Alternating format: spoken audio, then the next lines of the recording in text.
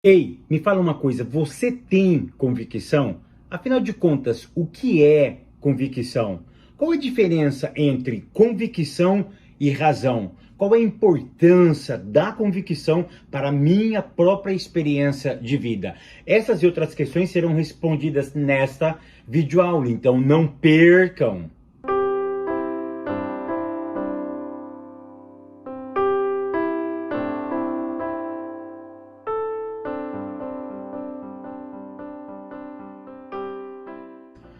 A paz, queridos, que bom estarmos aqui novamente no nosso programa semanal da Escola Bíblica Dominical para darmos sequência na nossa série de estudos bíblicos baseado no tema A Igreja de Cristo e o Império do Mal. Para quem não me conhece, eu sou o pastor Fábio Segantin, e se você é novo aqui no nosso canal, não perca essa oportunidade, porque aqui do lado tem um botãozinho vermelho, clica nele e se inscreva, porque toda semana temos um vídeo novo aqui no nosso canal. E se você for inscrito, o YouTube vai lhe avisar quando eu postar algo novo no nosso canal. E não esqueça também de curtir esse vídeo, de deixar o seu comentário e de compartilhar, porque isso é muito importante para nós. Ah, não esqueçam, todas segundas-feiras, 7 horas da manhã, o vídeo já estará no ar. Então coloca um reloginho aí, 7 horas da manhã, segunda-feira, o vídeo já estará no ar. Lição de número 11, que tem como título Cultivando a Convicção Cristã. O que é ser convicto?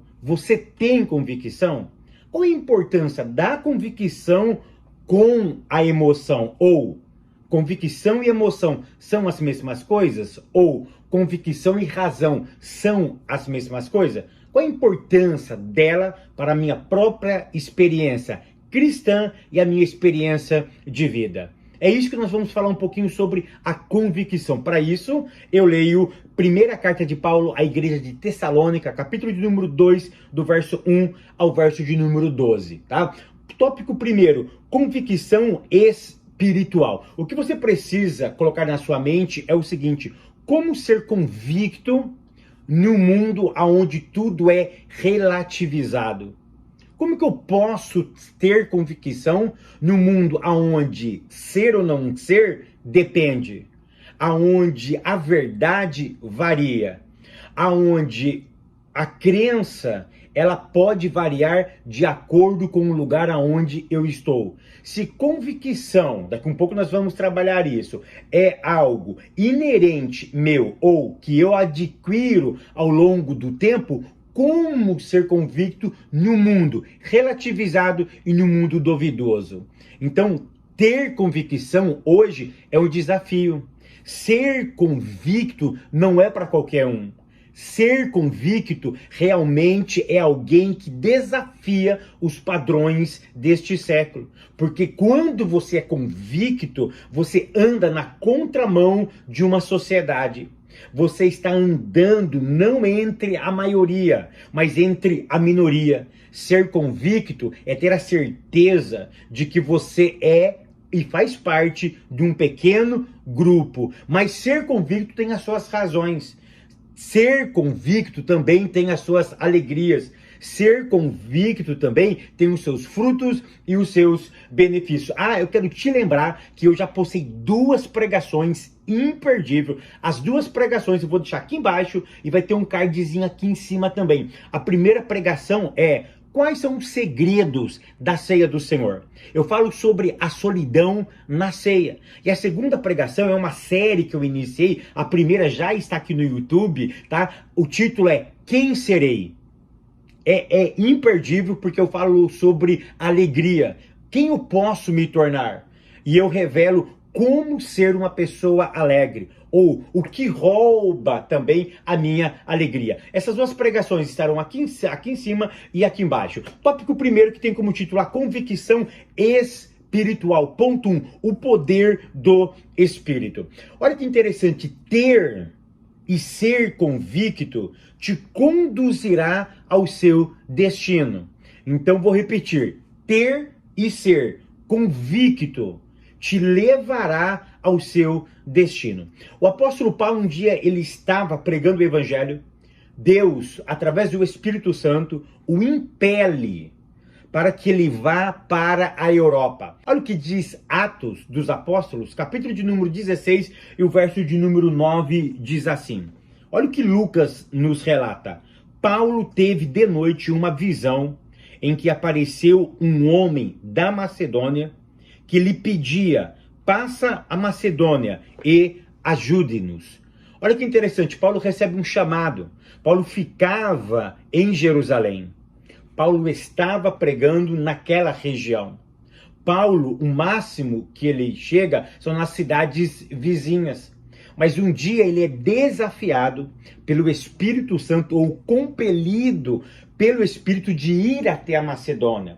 Para quem não sabe, era um lugar da Europa. Ou seja, o evangelho ia sair de Jerusalém e ia ganhar um novo território.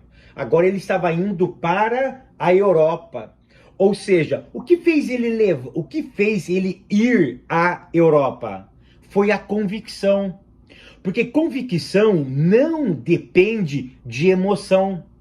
A convicção ela está sempre baseada em uma razão. Mas preste atenção que a razão nem sempre ela pode ser testada em laboratório. Por quê? Porque aquilo que a Bíblia fala para nós, aquilo que o Espírito Santo ministra ao nosso coração, às vezes sobressai, às vezes não anda junto com a razão. Ou seja, eu não estou falando de estado de loucura, mas eu estou falando de incompreensão humana. Porque às vezes o que Deus fala está no seu mundo, está no seu habitat. E quando entra no mundo natural, no mundo dos homens, às vezes não é compreendido pela mente finita. Por quê? Porque o eterno tem caminhos e o pensamento dele é muito maior do que o nosso. Então nem sempre o convicto ele anda por convicção plausível, convicção aonde eu posso explicar, esmiuçar, levar para o laboratório e concluir que aquilo que falou realmente é verdade. Por exemplo, 1 mais 1 sempre vai ser 2. 2 mais 2 sempre vai ser 4. Quando eu levo alguma coisa para o laboratório para ser provado e testado, ou seja, isso sempre vai ter resultado. Então andar com Deus nem sempre terá resultado. Agora há pouco eu acabei de perguntar para o meu filho, o que é convicção? Convicção e razão são as mesmas coisas? Ele parou e me deu uma resposta magnífica. Ele disse que convicção é a ação do irracional. Mas esse irracional não é um louco. É fazer aquilo que às vezes ele não entende, mas ele acredita, baseado no texto das Sagradas Escrituras. Então Paulo estava convicto do quê? De uma palavra. E por causa dessa convicção, fez ele ir ao seu destino. Qual que é? A Europa. Então, por isso que nós precisamos andar por convicção, porque é ela que levará você ao seu destino. Olha que interessante, se Paulo andasse apenas com as emoções, ele não iria para lá. Olha o que ele diz no verso de número 10 do capítulo 16. Paulo diz assim, logo depois dessa viagem, procuramos partir para Macedônia, concluindo, sublinha isso, concluindo que o Senhor nos chamava para lhe anunciarmos o Evangelho. Olha o que Paulo faz, ele ouve e ele calcula, ele conclui.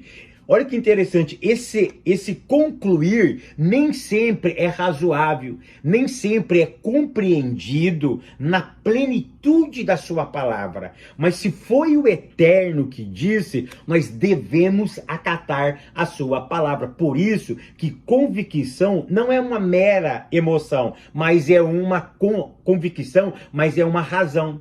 Mas essa razão não precisa ser provada em laboratório. E é tão interessante que quando você é convicto de uma coisa e vai fazer esse chamado, cumprir essa vocação, se você não é convicto do seu chamado, daquilo que você foi vocacionado para fazer, você abre mão da sua convicção e você pega ferramentas humanas para fazer aquilo que você entende que precisa ser feito. O homem convicto, ele não anda meramente por palavras humanas, ele não usa também de artifícios técnicos humanos para cumprir ou para fazer aquilo que ele acredita que foi chamado para fazer. Ponto 2, convicção em Deus. O convicto supera a dor.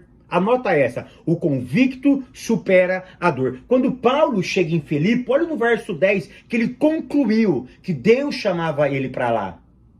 Mas se nós continuarmos lendo o texto do capítulo 16, nós vamos observar que quando ele chega na cidade de Filipos, que foi a primeira cidade da Europa que ele chegou, o que ele fez? Que hoje faz parte da Grécia. O que aconteceu com Paulo? Paulo é preso. Tinha uma menina que estava ali, que Paulo entendeu que ela estava possuída por um espírito maligno.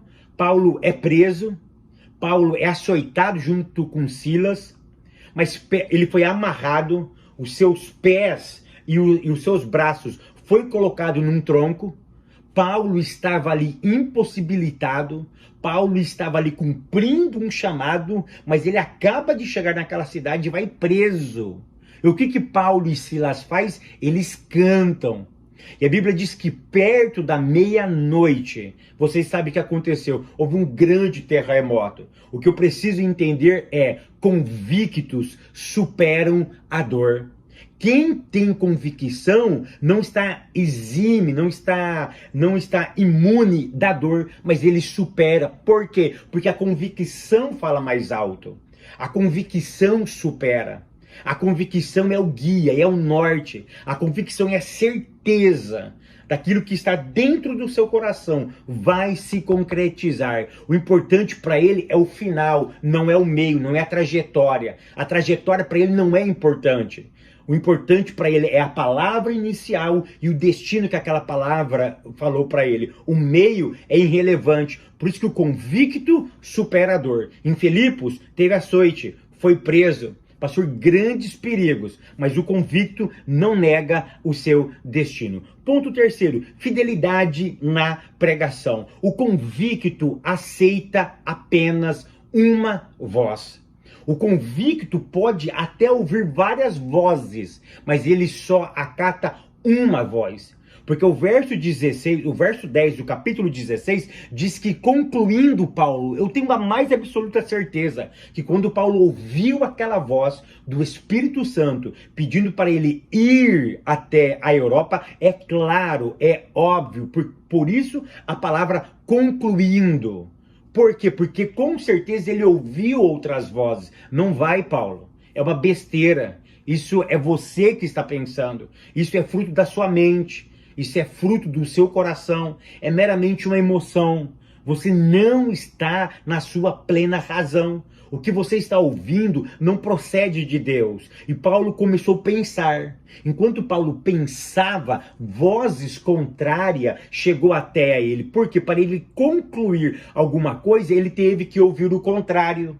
Quando ele ouve o contrário daquilo que ele ouviu, ele concluiu que Deus estava vocacionando ele. Então, o convicto, ele ouve várias vozes, mas ele sabe reconhecer a voz daquele que chamou ele. Ou seja, o convicto ouve várias vozes, mas só aceita uma, ou só segue apenas uma. Qual é? A voz do Espírito Santo de Deus. Aí eu concluo uma outra ideia, que o evangelho não se mistura. O evangelho ele não pode ficar misturado com outras ideias. Mas quando eu ouço o verdadeiro evangelho, a Bíblia diz claramente que as suas ovelhas, as ovelhas de Jesus, quando ouve o evangelho, ele sempre vai reconhecer a voz do bom pastor.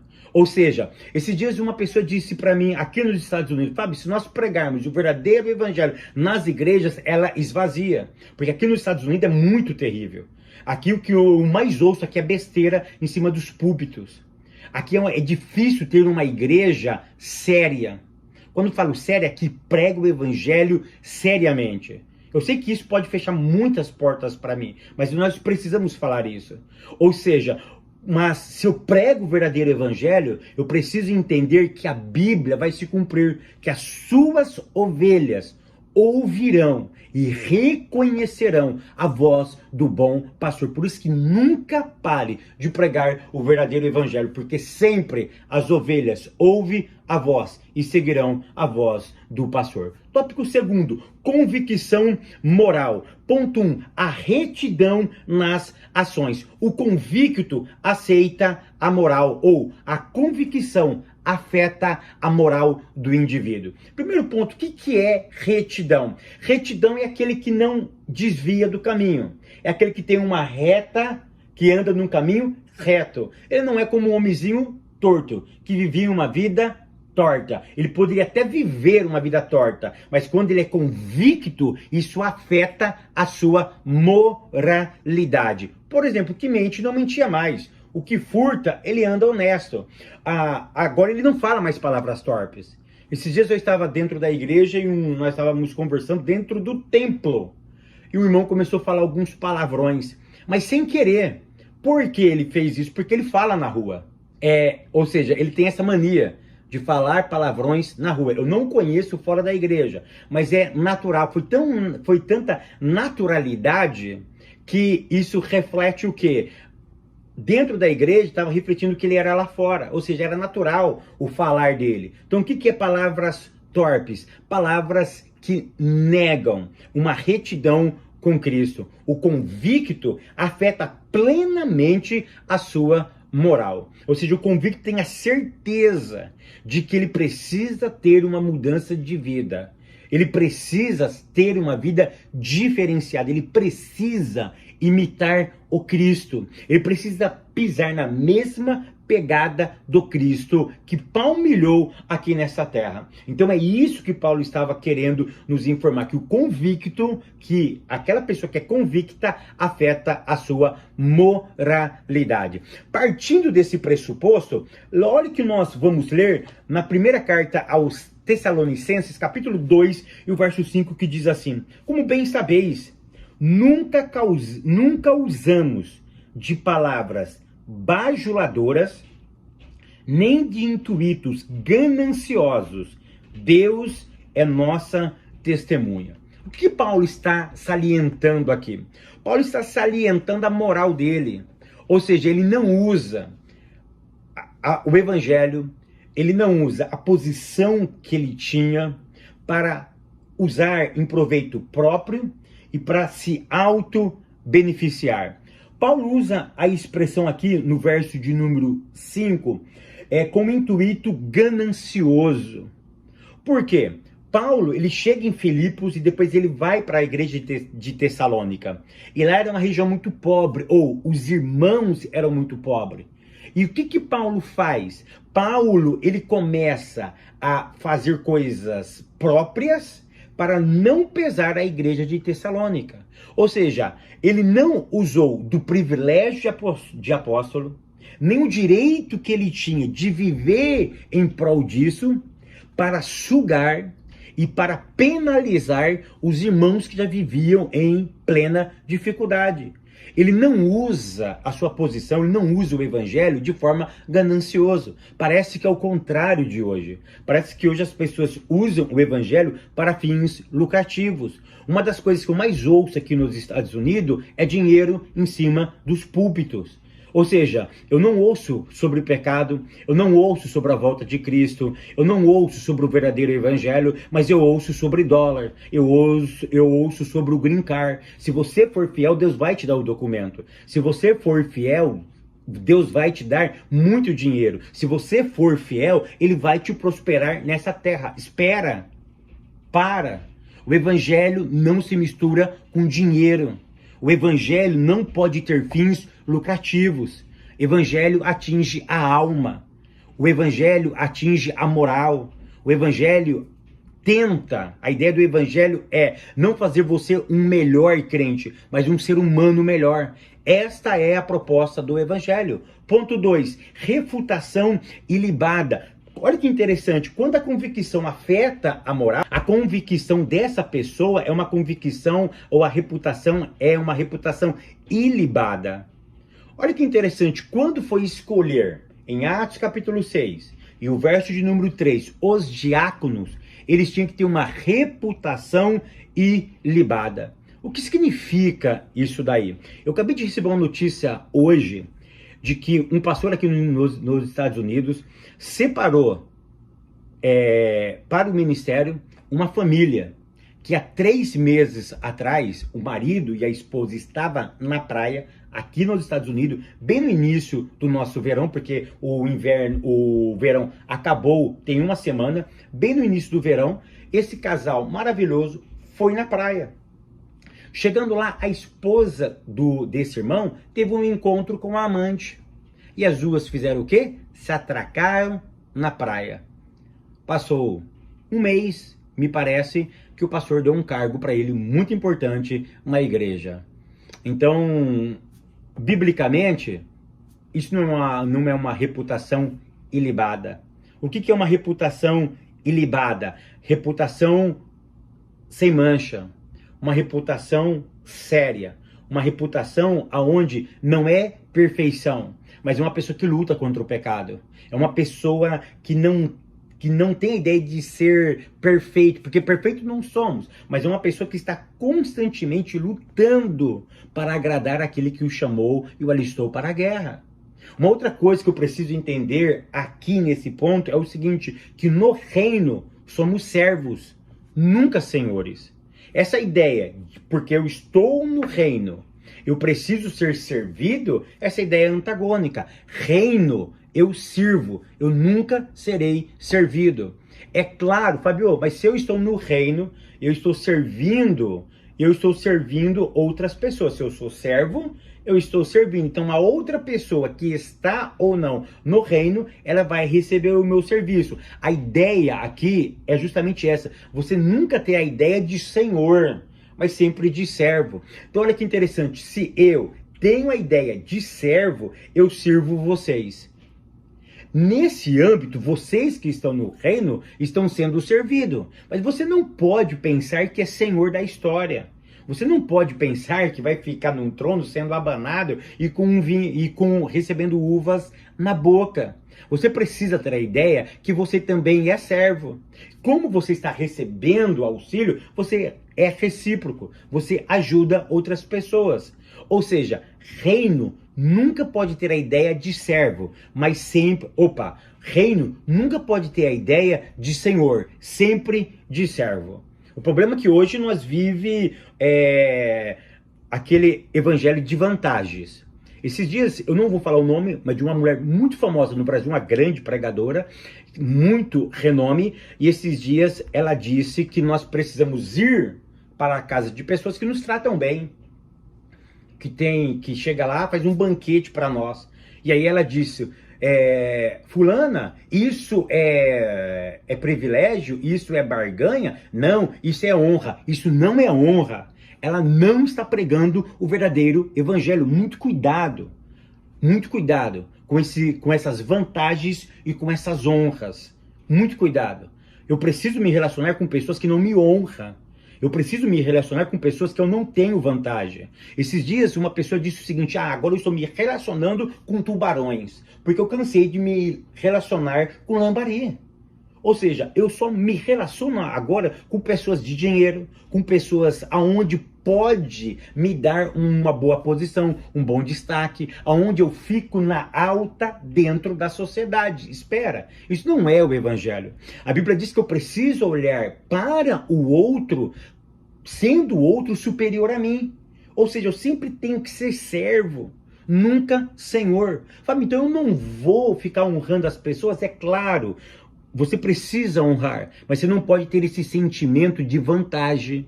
Você não pode ter esse sentimento de barganha. O problema é usar a barganha. Você não pode olhar para o outro pensando o que o outro vai ser útil na minha vida. Mas a ideia é o que eu posso ajudar naquela pessoa. O que eu posso acrescentar nele. Se eu acrescento alguma coisa nele, eu me relaciono. Mas se eu prejudico, se eu subtraio alguma coisa dele, eu não vou me relacionar com ele. Por quê? Porque eu vou prejudicar ele. Se eu não posso ajudar, então eu não prejudico. Essa é a lógica do evangelho. Eu preciso sempre agregar alguma coisa no próximo. Então, muito cuidado com essas vantagens e honras que o evangelho, ou que nas relações interpessoais nós vamos nos associando. Ponto terceiro, vida irrepreensível. O que é uma vida irrepreensível? Sem censura, sem corte, caminho livre, sem mancha. Pessoa que pode falar de qualquer coisa. Pessoas que podem falar de qualquer coisa. O que é uma vida irrepreensível? É uma pessoa que pode falar de qualquer coisa. Se você não pode falar de qualquer coisa, a sua vida não é uma vida irrepreensível. Você tem caminho preso. Você é censurado em algumas áreas da sua vida. Não estou falando de perfeição. Eu estou falando de irrepreensível, de ser irrepreensível. Ou seja, tem pessoas hoje que não podem falar de determinadas áreas porque estão manchadas nessas áreas. Então, isso é vida irrepreensível. Por isso que eu volto a dizer que a convicção afeta a tua moral. Tópico terceiro, convicção social. O bem-estar comum. Olha que interessante. Uma pessoa convicta, dentro da esfera da convicção do bem-estar, ele sempre olha para o coletivo e nunca para o indivíduo. Vou repetir, o convicto sempre olha para a coletividade, nunca para a individualidade. Mas me responde uma coisa, qual coletividade eu devo olhar? Qual o grupo? Aí você tem que tomar cuidado. Eu vou olhar só para o grupo da minha igreja? Eu vou olhar só para o grupo específico que eu amo? Eu vou olhar só para a Assembleia, só para Deus Amor, ou só para os crentes? Para quem você está olhando? O convicto, o olhar dele é coletivo. Quando eu falo coletivo, o meu olhar é para a humanidade. Quando eu uso a expressão individualidade, ou seja, um indivíduo do meu grupo, eu preciso olhar para a coletividade. E essa coletividade não tem título, não tem placa, não tem etnia, não tem cor. Essa placa não tem nome. Se o meu olhar para um grupo tem nome, eu estou discriminando, eu estou segregando, eu não estou cumprindo a palavra de Deus. Eu preciso me relacionar com um olhar macro. E dentro do macro, eu vou não individualizando, mas eu vou me conectando, tendo empatia com outras pessoas. Mas se eu olho apenas a individualidade, a minha placa, se eu olho apenas a minha crença, eu não estou cumprindo a convicção espiritual do bem-estar. Então, muito cuidado com isso daí. Porque eu preciso entender que o espiritual e o social se entrelaçam. Porque tem pessoas que é crente só dentro da igreja. No social ele não faz nada. Por quê? O social é humano. Um dia nós estávamos numa reunião de obreiro na sede do Belenzinho, na capital do estado de São Paulo, na antiga sede do Belenzinho, e tinha dois juízes, tinha um promotor de justiça falando sobre um caso que estava pleiteando a ajuda dos obreiros. E eu ouvi dois obreiros, que era reunião de obreiro, saiu do meu lado, olhou um para o outro e disse: eu não vou ficar aqui dentro da igreja ouvindo esse cara falar de coisas do mundo. Ou seja, isso reflete um pouco o nosso pensamento. Confundem espiritualidade uma coisa, social outra, negativo. Espiritual e social se misturam.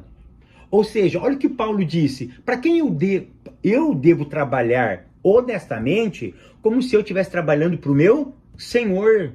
Ou seja, eu trabalho na empresa do mesmo jeito que eu estivesse trabalhando para Deus. Para Deus eu não sou fiel. Eu não vejo Deus, mas eu preciso ser fiel a Ele. Eu posso não ver o meu patrão, mas eu preciso ser fiel a Ele. É essa a ideia que o apóstolo Paulo passa para nós. Mas nós renunciamos isso. Responsabilidade social e espiritualidade andam de mãos juntas. Por isso que eu preciso tomar muito cuidado, porque tem muitos pecados que nós cometemos que ele acontece na esfera social. Por exemplo, se eu discrimino alguém, Isso é um pecado social. Mas isso afeta o meu comportamento. E se afeta o meu comportamento, entra na esfera espiritual. Então, por isso que eu não posso, de forma alguma, desassociar, divorciar vida social e responsabilidade espiritual. Ambas andam de mão dadas. Ponto de número 2, dedicação altruísta. Querido, eu sei que o termo altruísta, ele foi inventado tem mais de um século, tá? Em 2035 vai completar 200 anos dessa palavra. É uma palavra usada que eu não preciso de algo divino para promover o bem. Mas nós entendemos que o bem, ele só pode ser promovido ou feito se ele vier da parte de Deus. Aqui, a ideia não é se você é crente ou não. Se você está praticando o bem, se você está praticando o bem, nós acreditamos, eu gosto de acreditar nisso, que você tem a fagulha de Deus dentro de você. Ou seja, algo de Deus está dentro de você. Porque o pior homem, aos nossos olhos, ele tem uma fagulha de Deus dentro dele. Então, o que é dedicação altruísta? Eu resumo em uma frase: o convicto abre a mão dos seus direitos. Quando você é convicto da sua posição, você não olha para o seu direito. Você abre mão dele. Olha o que diz 1 Tessalonicenses, capítulo 2, verso 9. Certamente vos lembreis, irmãos, do nosso trabalho e fadiga. Trabalhamos noite e dia para não sermos pesado a nenhum de vós, enquanto vos pregamos o evangelho de Deus. Querido, olha que interessante, Paulo tinha todo o direito de receber salário, de receber ajuda, mas ele abre mão desse direito. Infelizmente, tem muitas pessoas hoje que não abrem a mão do direito dele por nada dessa vida. Convicto não olha para os seus direitos. Convicto olha para a necessidade alheia. Se você estiver olhando para os seus direitos, tenha certeza de uma coisa, que você não está cumprindo os princípios da palavra de Deus. Porque o convicto não olha para si, ele olha para o outro. O convicto analisa todas as possibilidades. E ele sempre vai escolher a melhor, não para si, mas para o outro. O Eterno contigo te abençoe, te prosperando. Eu te espero no próximo vídeo, querendo Deus.